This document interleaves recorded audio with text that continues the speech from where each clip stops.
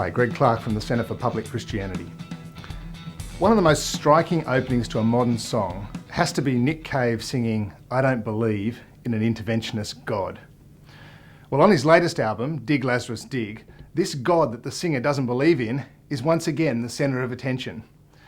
It has to be said up front that if you want to get inside the art of Nick Cave, you really must know something about the Bible and Christianity. And his songwriting has always been an aggressive engagement with the teachings of Jesus and the character of God as the Bible presents him.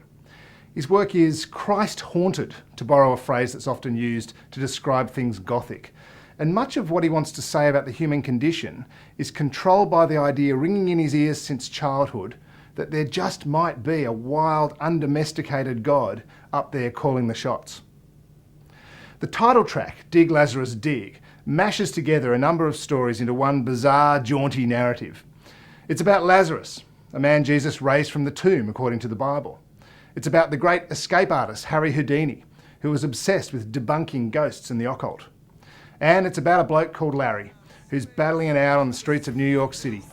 He may have been raised from the dead, but did he actually want to end up back here, getting used and abused, destined for the madhouse and then the grave once more?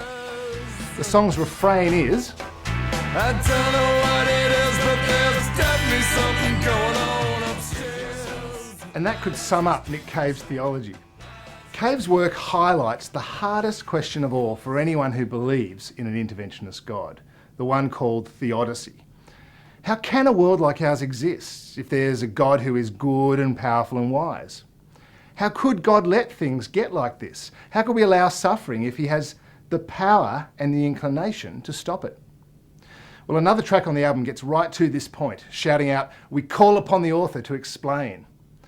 And Nick Cave paints a picture of a world that's gone mad, where myxomatoid kids spraddle the streets, and everything is messed up round here, he growls. Everything is banal and jejune. And we call upon the author to explain. And he then rattles off a list of mega complaints: rampant discrimination, mass poverty, third world debt, infectious disease, global inequality, and deepening socio-economic divisions. That's actually a lyric from the song. In other words, the world seems rotten to the core, and how could God, the author, allow it?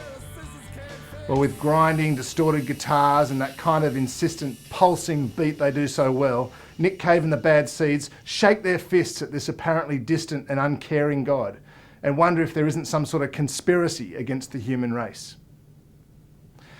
Well, the beginnings of a response to these painful questions are exactly where Nick Cave is looking, in the teachings and life of Jesus. Christians agree that this world is a mixture of paradise and hellhole. It's full of injustice and senseless pain. We also don't claim, at least we shouldn't, that we can easily make sense of it all.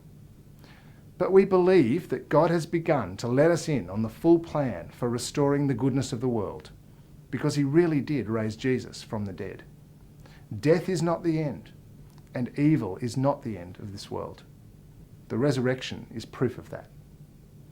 Unlike poor Larry, the Jesus you can read about in the Bible didn't return to the grave.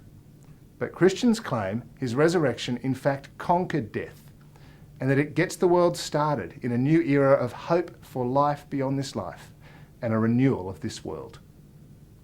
Add that message to the disturbing obsessions of Dig Lazarus Dig, and enjoy your Easter.